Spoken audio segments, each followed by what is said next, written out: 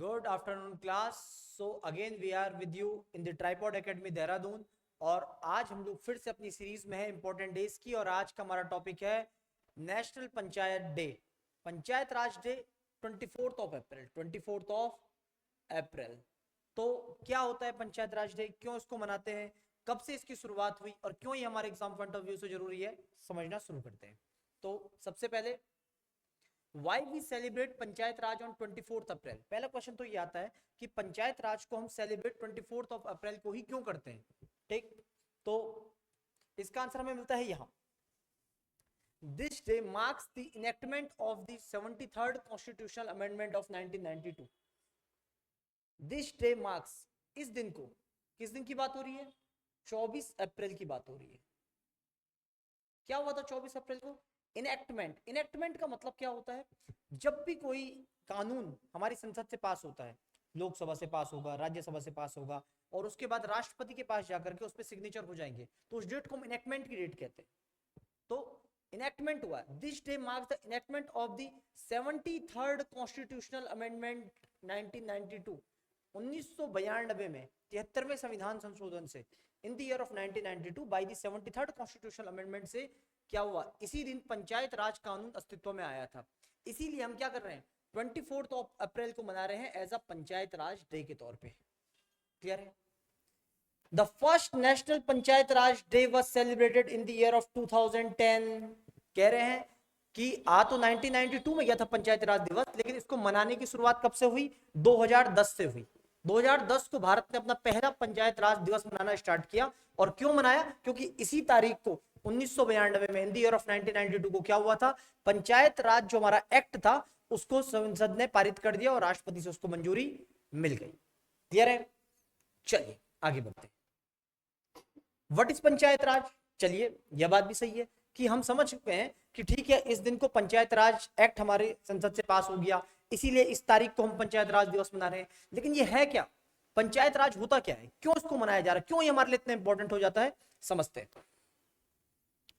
Panchayat raj is a system of rural local self government in India. Panchayat raj एक system है, कैसा system है? ऑफ रूरल, ग्रामीण, लोकल, स्थानीय, सेल्फ, स्वायत्त सरकार का, यानी कि ग्रामीण स्तर पर स्थानीय लोगों के लिए जो स्व सरकार हो, अपनी सरकार हो, उस सिस्टम का नाम है पंचायत राज। कैसे है, क्या मतलब होता है लोकल सेल्फ गवर्नमेंट का? लोकल सेल्फ गवर्नमेंट का मतलब होता है जहां पे लोकल अफेयर्स जो है, हमारा बिजली कैसे होनी चाहिए, हमारा पानी की व्यवस्था कैसे होनी चाहिए, हमारी साफ सफाई की व्यवस्था कैसे होनी चाहिए, हमारे छोटे मोटे रजिस्ट्रेशन की व्यवस्था कैसे होनी चाहिए, हमारे रास्ते कैसे बनने चाहिए, ये जो हमारे बोला भैया लोकल अफेयर्स हैं, इनको बोला भैया लोकल पीपुल तय करें, वहां की स्थानीय जनता तय करे। और कैसे करे? थ्रू इलेक्टेड बॉडीज, यानी कि निर्वाचित संस्थाओं के माध्यम से, यानी कि स्थानीय स्तर पर व्यवस्थाओं के लिए क्या हो, एक निर्वाचित व्यवस्था बन सके। इस प्रयास का नाम है क्या? पंचायत राज सिस्टम। और इसके करने का मूल उद्देश्य क्या है? Panchayat raj system under which power is decentralised. ये विकेंद्रीकरण का नाम है। केंद्रीकरण का मतलब क्या होता है? सेंट्रलाइजेशन का मतलब क्या होता है कि एक व्यक्ति प्रधानमंत्री है और सारे काम वही करते हैं, सब काम वही अपने पास रख रहे हैं, सारी सत्ता का केंद्र एक जगह पे है, सारी पावर्स के लिए आपको अगर कुछ भी पूछना है तो आपको प्रधानमंत्री तक जाना पड़े, ऐसा सिस्टम क्या कहलाएगा? सेंट्रलाइज सिस्टम कहलाएगा। और अलग अलग स्तर पर, लोकल एरिया पे, स्टेट लेवल पे, सेंट्रल लेवल पे अगर कार्यों का विखंडन किया गया है, कार्यों का विकेंद्रीकरण किया गया है, कार्यों को बांटा गया है, कार्यों को आसान बनाने का प्रयास किया गया है, तो ये कहलाएगा डिसेंट्रलाइजेशन, विकेंद्रीकरण। तो विकेंद्रीकरण, कार्यों का विकेंद्रीकरण, संसाधनों का विकेंद्रीकरण, ताकि अधिकतम हम क्या कर सकें, अधिकतम कल्याण की भावना को सुनिश्चित कर सकें, इसके लिए बोला भैया पंचायत राज को लाया गया। अब बात कहां से शुरू होती है, पंचायत राज की अवधारणा कब से आती है? तो बहुत पहले हमारे संविधान में article 40 of Indian constitution mention the organisation of village panchayat. यहां पे कहा जा रहा है कि भारतीय संविधान का जो अनुच्छेद 40 है, इसमें मेंशन है, किस चीज का मेंशन है? Organisation of village panchayat. यानी कि हमारे संविधान बनाने वाले लोगों को भी ये मानना था कि लॉन्ग टर्म के अंदर क्या होना चाहिए, पंचायत राज की व्यवस्था होनी चाहिए, गांवों में हमको डिसेंट्रलाइजेशन की तरफ बढ़ते हुए गांवों में स्वायत्त सरकारें देनी चाहिए। क्लियर है? लेकिन जो लोग भी संविधान को थोड़ा बहुत भी जानते होंगे उन्हें पता होगा कि आर्टिकल 36 से लेकर के आर्टिकल 51 के बीच में आता है 40, और आर्टिकल 36 से लेकर के 51 बात करता है डीपीएसपी की, directive principles of state policy. और इनके लिए व्यवस्था यह है कि सरकार को ये आज ही देना जरूरी नहीं है, जब जब सरकार जरूरी समझे तब तब वो इसे दे सकती है, जो जो सरकार इसको देने के हित में प्रयास कर सके वो कर सकती है। तो पूरे भारत में आर्टिकल 40 में लिख तो गया ऑर्गेनाइजेशन ऑफ विलेज पंचायत, लेकिन पूरी तरीके से भारत में संविधान लागू होते ही पंचायतों का विकास नहीं हो पाया। इनको छोड़ दिया गया राज्यों की मर्जी पर कि वो जब चाहे इसे कर सकते हैं। और इसका फल क्या हुआ कि first panchayat raj system in India was established in 1959 इन नागौर राजस्थान। भारत में आर्टिकल 40 के अंदर पंचायत राज के गठन की व्यवस्था तो दी गई, पंचायतों के गठन की बात तो की गई, लेकिन भारत में पहली पंचायत बन कब रही है? 1959 में बन रही है। कहां बन रही है? नागौर में बन रही है। नागौर कहां? राजस्थान के भीतर बन रही है। क्लियर है? और इसका सिर्फ एक कारण है, क्योंकि ये डीपीएसपी का पार्ट है, डायरेक्टिव प्रिंसिपल्स का पार्ट है, और इस कारण बोला भैया सरकार इसको फोर्स नहीं करवा सकते, ये राज्य की मर्जी पे है कि वो कैसे कैसे इसको देना चाहता है। पहला प्रयास इस क्षेत्र में यहां पर आए बस। और इसके बाद और भी बहुत सारे राज्यों ने विकेंद्रीकरण के प्रयास किए। Thereafter the most of the state adopted this system.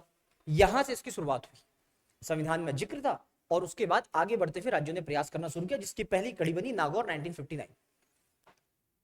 चलिए समय आगे बढ़ा, और समय आगे बढ़ा तो एक प्रश्न आया हमारे मन में कि हम पंचायत सिस्टम की तरफ बढ़ना तो चाह रहे हैं, लेकिन हमें कैसा पंचायत सिस्टम चाहिए? उसका कोई खाका तो हो, उसका कोई डिजाइन तो हमारे पास हो कि पंचायत सिस्टम काम किस तरीके से करेगा। और इस पर भारत सरकार ने खूब पैसा खर्चा किया, खूब सारी कमेटीज बनाई, जिनमें इंपॉर्टेंट कमेटीज है Balwant Rai Mehta committee 1957, Ashok Mehta committee 1977, GVK Rao committee 1985, या फिर एलएम सिंघवी कमेटी 1986। तो ऐसा नहीं है, हर साल सरकारें इस पे काम कर रही थी कैसे हम पंचायत राज को आगे बढ़ा सकें, कैसे हम पंचायत राज पे एक ऐसी व्यवस्था तैयार कर सके जो पूरे भारत में हिमालय से लेकर के कन्याकुमारी तक और अरुणाचल प्रदेश से गुजरात तक लागू हो सके। इस प्रकार के प्रयास इन कमेटीज के माध्यम से करने के शुरू हुए, और फाइनली इसका बोला भैया फल मिला हमें कब?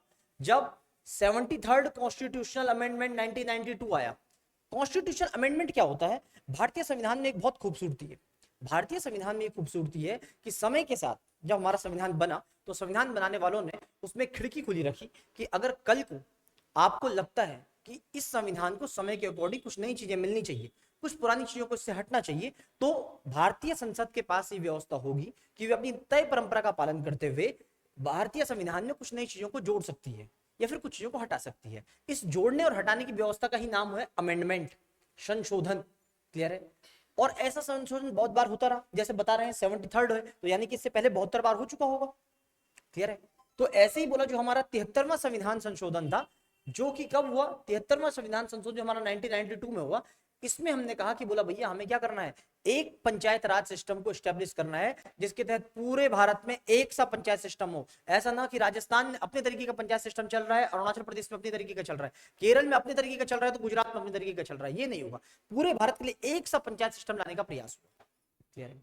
और इस संविधान संशोधन के द्वारा बोला भैया क्या काम कर दिया गया? तो panchayat title was added in the part 19 of Indian constitution. भारतीय संविधान में एक नया भाग जोड़ दिया गया। कौन से नंबर का भाग है? भाग 19। भाग 19 को बोला भैया रख दिया गया, और इसको नाम दे दिया गया, बोला क्या? पंचायत। क्लियर है? इसके तहत और क्या प्रावधान किए गए? इसके तहत आर्टिकल 243 बी के तहत जोड़ा गया, it mention 3 tier of panchayat system. बोला भारत में किस प्रकार का पंचायत सिस्टम होगा? 3 टियर पंचायत सिस्टम होगा, त्रिस्तरीय पंचायत व्यवस्था होगी। क्या मतलब हुआ त्रिस्तरीय पंचायत व्यवस्था का? पंचायत लेवल पे बोला भैया हमने कहा हम लोकल को भी बोला भैया 3 हिस्सों में बांट रहे हैं। एक बांट रहे हैं विलेज पंचायत, एक को हम कह रहे हैं विलेज पंचायत, एक हम कह रहे हैं ब्लॉक पंचायत, और तीसरा हम कह रहे हैं डिस्ट्रिक्ट पंचायत। 3 स्तर पे हमारे यहाँ पंचायतों का विकास होगा बोला। ठीक, जैसे हमारे यहाँ बोला भैया क्या है, सेंट्रल लेवल पे गवर्नमेंट है, स्टेट लेवल पे गवर्नमेंट है, फिर लोकल गवर्नमेंट है। लोकल गवर्नमेंट के हमने कहा हम 3 हिस्से कर रहे हैं, एक जिला स्तर पर, एक ब्लॉक स्तर पर, और एक ग्रामीण स्तर पर।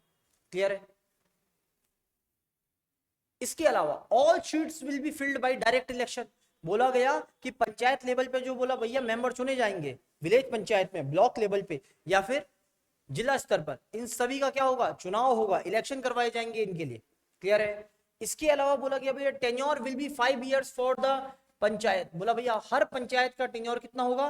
5 वर्ष का होगा। जैसे हमारे यहाँ लोकसभा का अधिकतम कार्यकाल 5 वर्ष का है, राज्य विधानसभाओं का अधिकतम कार्यकाल 5 वर्ष का है, वैसे ही कह दिया गया बोला भैया जिला पंचायत, ब्लॉक पंचायत या फिर ग्राम पंचायत का भी बोला भैया क्या होगा? टेन्योर 5 साल का होगा। क्लियर है? इसके अलावा इसमें और क्या चीज ऐड की गई? 243E ऑफ इंडियन कॉन्स्टिट्यूशन में कहा गया in the case of expiry of term, यानी कि 5 साल खत्म हो गए, ठीक, और या डिसोल्यूशन ऑफ पंचायत, या फिर पंचायत भंग हो गई किन्हीं भी कारणों से, ठीक, तो ऐसी सिचुएशन में बोला भैया वहां पर फिर से चुनाव करवाए जाएंगे, और चुनाव करवाने के लिए समय अवधि कितनी रखी गई है, विद इन 6 मंथ, 6 महीने के अंदर बोला भैया फिर से आपको चुनाव वहां पर करवाने होंगे। ये कहां लिखा हुआ है, 243 में लिखा हुआ है। इसके अलावा आर्टिकल 243 आर्टिकल 243 क्या कह रहे हैं, formation of state election commission for the panchayat election. बोला जैसे भारत में राष्ट्रपति का चुनाव, उपराष्ट्रपति का चुनाव, लोकसभा का चुनाव, राज्यसभा का चुनाव, राज्य विधानसभाओं के चुनाव के लिए भारत में आर्टिकल 324 के अंदर इलेक्शन कमीशन ऑफ इंडिया की व्यवस्था है, वैसी ही व्यवस्था हम कह रहे हैं बोला कि 243 के अंदर भी आपको एक बनानी पड़ेगी, और इसके तहत हर राज्य के अंदर एक राज्य निर्वाचन आयोग होगा, स्टेट इलेक्शन कमीशन होगा। क्या जिम्मेदारी होगी स्टेट इलेक्शन कमीशन की, आर्टिकल 243 के कहता है इस बारे में कि राज्य इलेक्शन कमीशन जो है, जो हमारा राज्य निर्वाचन आयोग है, इसकी जिम्मेदारी होगी कि राज्य के भीतर पंचायतों का चुनाव कराए। क्लियर है। इसके साथ एक और चीज भी है कि जो हमारी म्यूनिसिपैलिटीज है, नगर निगम, नगर पालिका, नगर पंचायत, इनकी इलेक्शंस कराने की जिम्मेदारी भी हमारे यहाँ स्टेट इलेक्शन कमीशन की होती है। लेकिन क्योंकि यहाँ पे हम बात पंचायत की कर रहे हैं, तो आपसे अगर कभी क्वेश्चन बनता है कि पंचायतों का चुनाव कराने वाली संस्था का नाम बताइए, तो पंचायतों का चुनाव कराने वाली संस्था का नाम है राज्य निर्वाचन आयोग। क्लियर है। कहां इसका जिक्र मिलता है, तो आर्टिकल 243 के अंदर इसका जिक्र मिलता है। नेक्स्ट, ठीक, तो ये था बोला भैया सिस्टम जिसके तहत हम लोग समझ रहे थे कि ये बोला भैया हमारे पंचायत सिस्टम है, और इस तरीके से हमने क्या किया, सत्ता का विकेंद्रीकरण करने का प्रयास किया, ताकि हमारे स्थानीय लेवल पर अधिकतम मुद्दों को क्या किया जा सके, सॉल्व किया जा सके। क्लियर है। उम्मीद करते हैं कि आज का सेशन आपके समझ में आया होगा, आपके लिए जानकारीप्रद रहा होगा, और आने वाले इस टॉपिक से अगर कोई भी हमारे एग्जाम में क्वेश्चन बनता है तो आप उसको कर पाएंगे। Thank you very much.